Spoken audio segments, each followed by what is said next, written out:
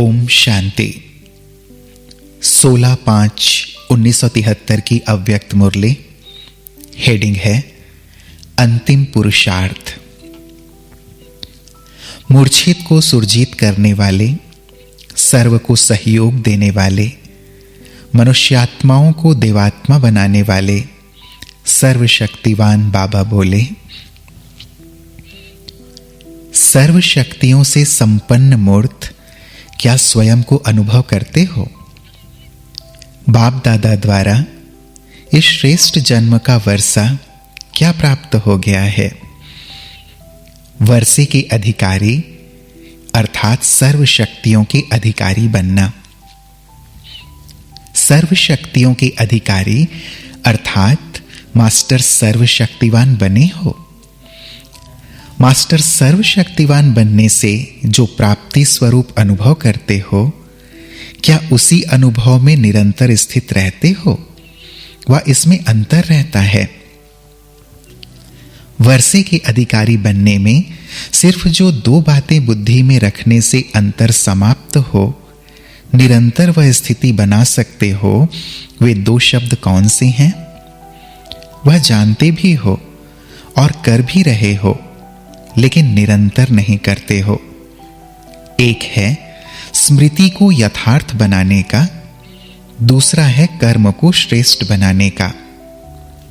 वे दो शब्द कौन से हैं?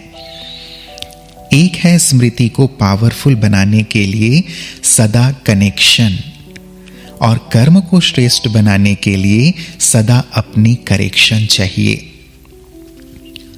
करेक्शन हर कर्म में न होने के कारण मास्टर सर्वशक्तिवान व ऑलमाइटी अथॉरिटी की स्टेज पर निरंतर स्थित नहीं हो पाते हो। यह दोनों शब्द कितने सरल हैं। यहां आए भी इसलिए हो ना, जिस कर्तव्य के लिए आए हो उसको करना मुश्किल होता है क्या? मुश्किल किसको अनुभव होता है? जो कमजोर होते हैं। वे मुश्किल अनुभव क्यों करते हैं? कनेक्शन जुटे हुए भी कभी कभी मुश्किल अनुभव करते हैं।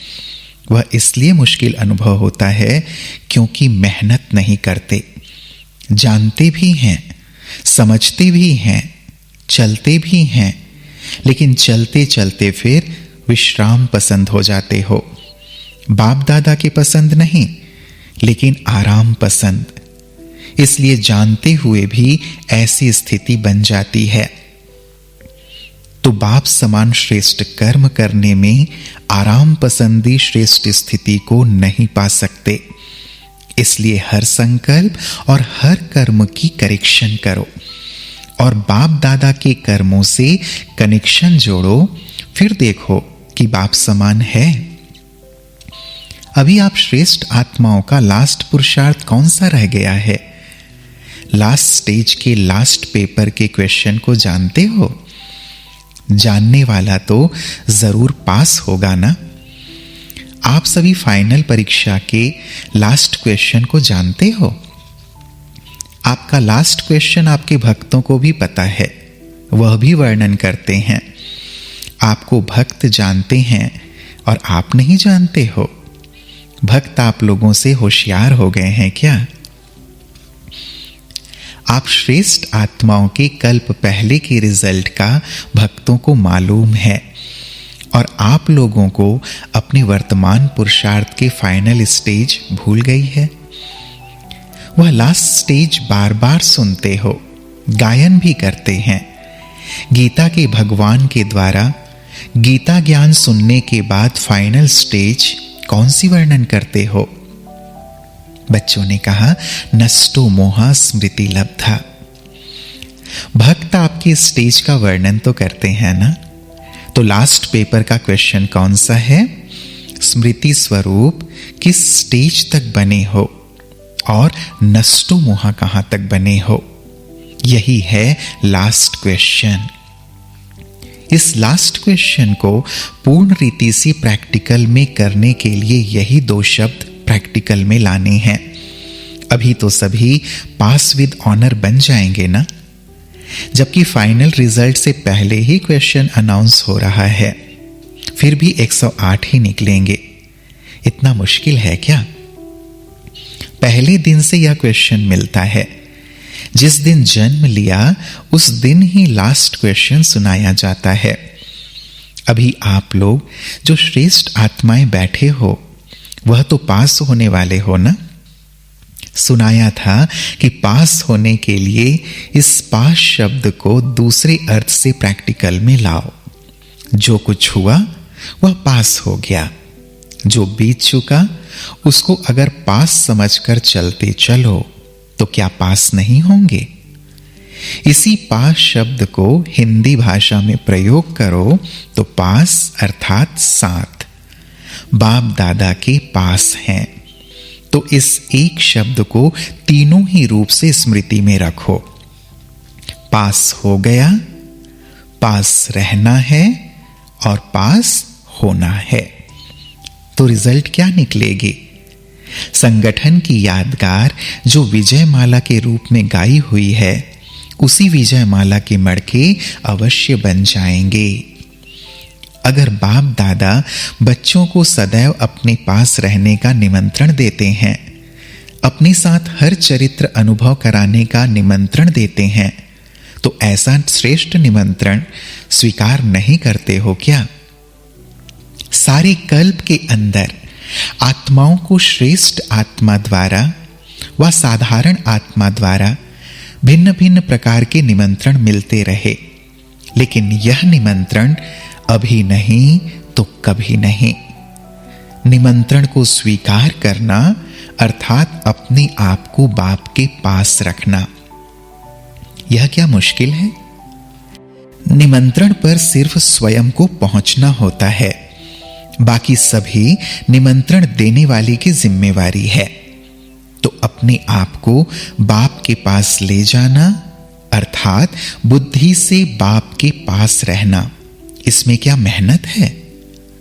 अगर आज की दुनिया में किसी साधारण व्यक्ति को प्रेसिडेंट निमंत्रण दे कि आज से तुम मेरे साथ रहना, तो क्या करेंगे? बच्चों ने कहा साहस नहीं रखेंगे। अगर वह साहस दिलाए तो क्या करेंगे? क्या देरी करेंगे?